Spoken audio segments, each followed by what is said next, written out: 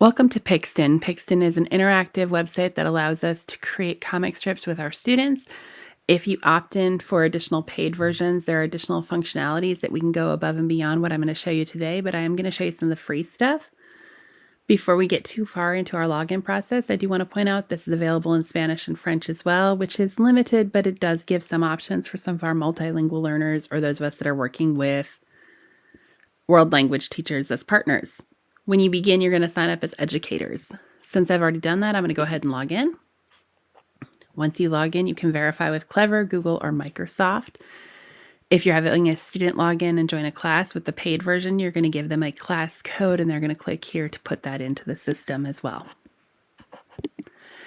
Once they're in with a class code, that'll allow them to be a part of the classroom where they share their avatar and or projects with you directly on this site.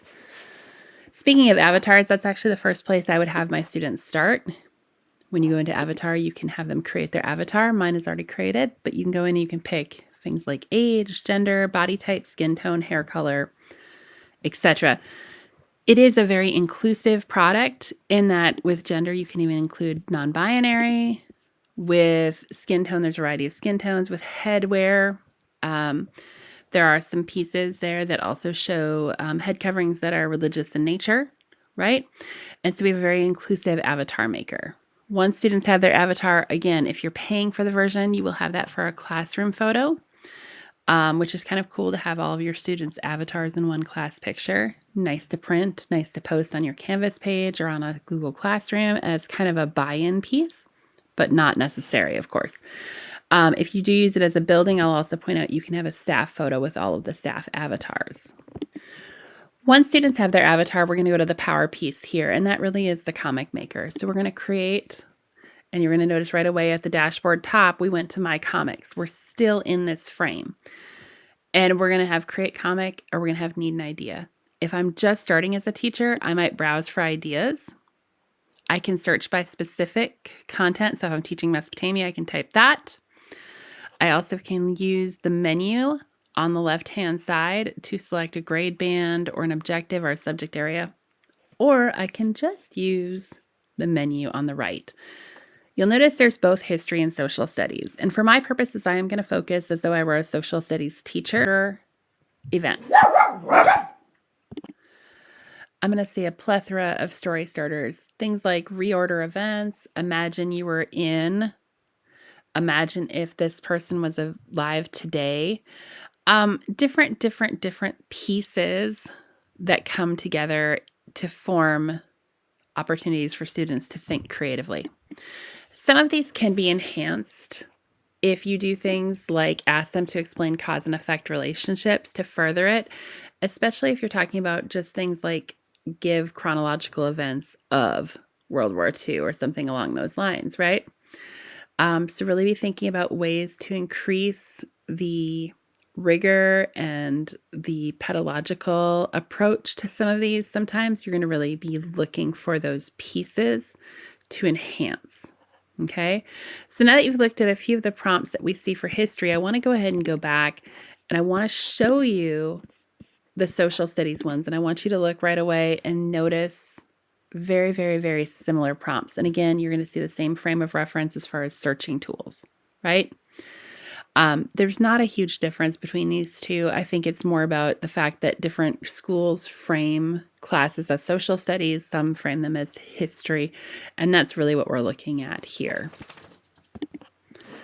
So let's say I was inspired here to do something about imperialism, which isn't inside the prompt. I can go to create and I can create something and I can give my students an assignment through using the comics, or I can give my students an assignment to use the comics to create, right? And so if I give them that piece, they get to come in and they get to hit create now. By the way, again, these are all the ones that I've already started creating. But let's go ahead and create. On the left, you have all the tools you need. On the right, you have the panels, so you can add multiple panels.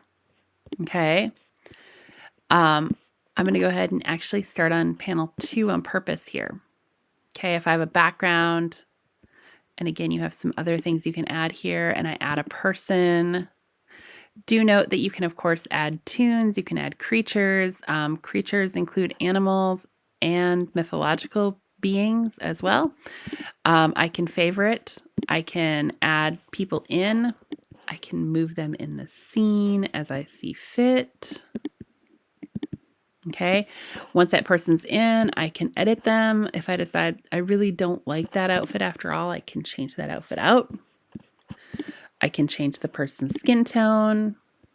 I can change their hair color. I can even change the hairstyle to fit what I want it to be. Okay. I can add in objects. So whether that's a prop or a graphic that is completely open-ended. In using the focus, I can change the location to show that person further away. I can delete that effect if I don't like it. Okay. I can go back into a previous frame and edit as I go, allowing me to go back in and again add in those people as I see fit and changing them up. I can add text, whether that's speech, a caption, or a sound word. The sound words are more like comic book kind of moments. These comic book moments, I think, are something that your students will enjoy quite a bit. You can give face, right? So let's say we don't need this person to be smiling. This doesn't look like a particularly happy moment, right? So we're going to change out that expression. Maybe this is a moment of shock, right? Maybe this is a moment of some sadness. I can change the eye directions. They're looking at something specific. Okay. I can change the person's actions. That includes poses, right?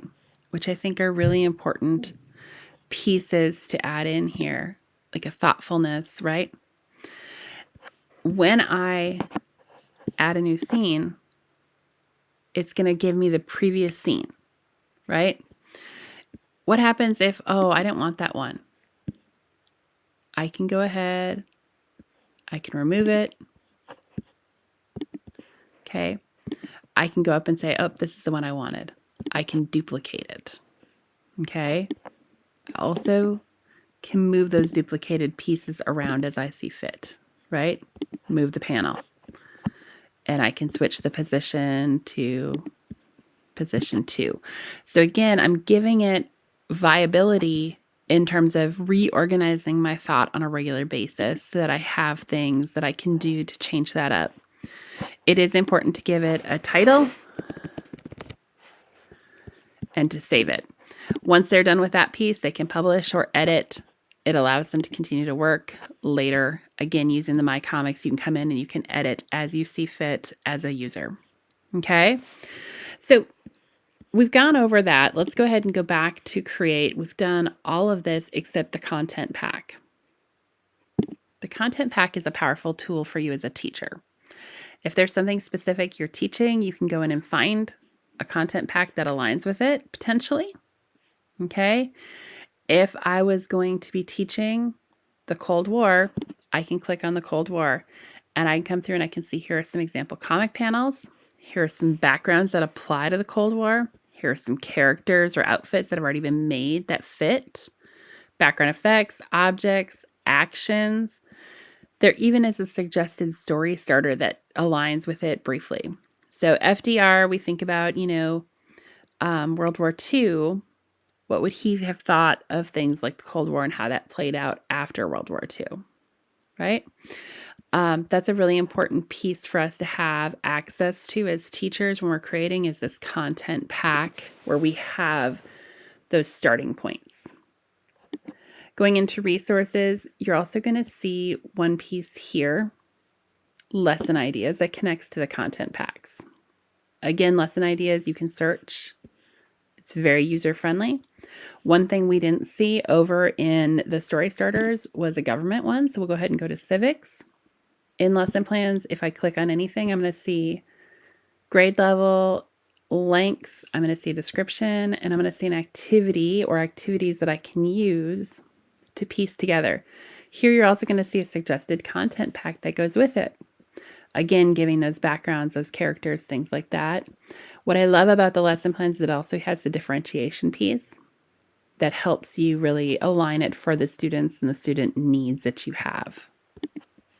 Okay, so within this area of resources, you really do have quite a few lesson ideas and story starters that really do help you.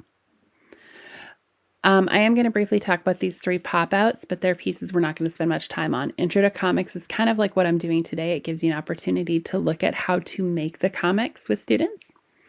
Assessment gives you some ideas for how to use them, the student projects themselves, to be assessment-based, like how can you use this to formatively assess what students already know about? How can you use this to summatively assess what students have learned about, right? The interactive rubric is a tool that you use after you create a comic. It allows the students to evaluate their own work, not from a content standpoint, but from a standpoint of using the tool, using the technology. Did you use good color? Does your text help or does it distract? Are the characters authentic to the scene? Those are the kinds of questions it asks. The last piece here on resources is the printables piece, and I'll click on that now. This is not earth-shattering by any stretch of the imagination. There are any number of places you can go and find a Venn diagram.